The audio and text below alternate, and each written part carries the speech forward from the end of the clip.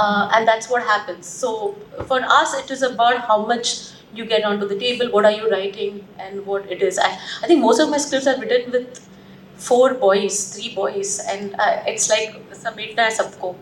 So, and everyone get paid equally for the total amount of what the script writing would be for. I've worked with, I've written, directed, and I don't think so that is a problem. I only feel that you're as good as what you get onto the table. Absolutely. And what you write. Sorry, but I beg to differ on that count. Sorry to cut it. I struggle with that even now. At least for editors, I have seen there is a marked difference in what is being offered, like the first amount when we start negotiations. The amount that I start from may not be the same for another editor who's a man. Really? Right? I'm going to start. And that's why a bunch of us have now got together. We're trying to kind of do something about it. But you get to know from sources that my starting amount is not the same as your starting amount when you start talking for a project, and then it hurts. Because somewhere down the line, people assume just because I work and insist on working 8 hours a day, I can't work beyond that. The human mind doesn't allow me to, I have things to do, I have a life. That doesn't mean going back to kids and home and cooking. That's not it. It's other things that we have to do. So people think that ye to nahi rahegi, she's not going to stay for beyond 7, right? So why pay her more? So I still struggle. I'm saying 8 out of 10 people are good, but the other two, like whatever, like say 20% who I struggle with to try and make them understand that, my starting figure can't be so low.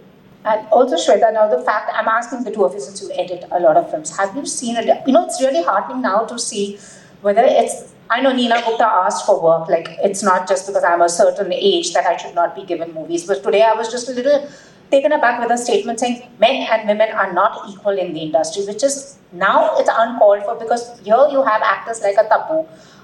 It was very nice to see a Kareena Kapoor now leading these movies, though many of them feel key.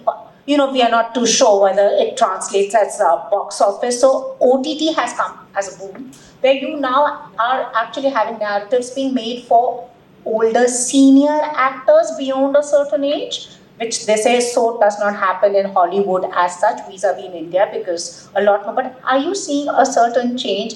And also another question here, you have your Anurag Kashyap movies on the one hand, and then you have the Hasi Thupasi and the Veere Di Wedding. Are there times when you feel have you felt while editing a movie saying that I would have done this like that, it shouldn't have been done like this,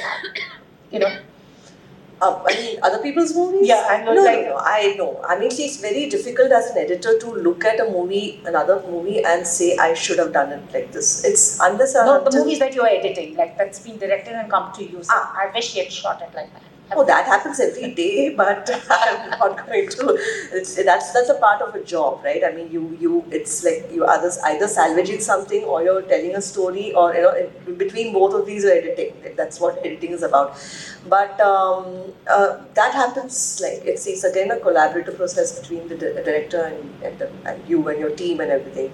So many times we see the film and then we change a lot of things. Change in the sense that we rewrite a lot of things on the edit, obviously to tell the story in the best possible way. Have you ever asked them to reshoot a certain thing that you? Yeah, of course. I'm thankfully I'm in that stage where I can contribute in that department. I can go ahead and say that we do need these shots for the scene. Whenever you end up doing a pad shoot, and fortunately there have been people who take me seriously. I mean, they have started at least over the years, and they understand that it's for the film. It's not just kind of when they see the final film and they see these are the things which are required to be shot, and we kind of jam together and arrive at a decision. So it's not a one-person thing. I think the younger lot are far more collaborative. Yeah. So I work very closely with my editor. Even I think Shweta must be knowing Charu really well. Yeah, of course. Yeah, so Charu is also from FTII, and there's a bunch of female editors who are all very close, and it so happens that, and I don't know, Shweta, whether you know about it, but a lot of my male director friends prefer female editors now. They do. Yeah. Yeah, so and Far more diligent also. Nitesh cannot work without Charu. Like he wants Charu to be around. Yeah. Because the one thing I kept asking him, what is it? What is the difference? And I kind of they're just more disciplined. Yeah. The editors are much more disciplined.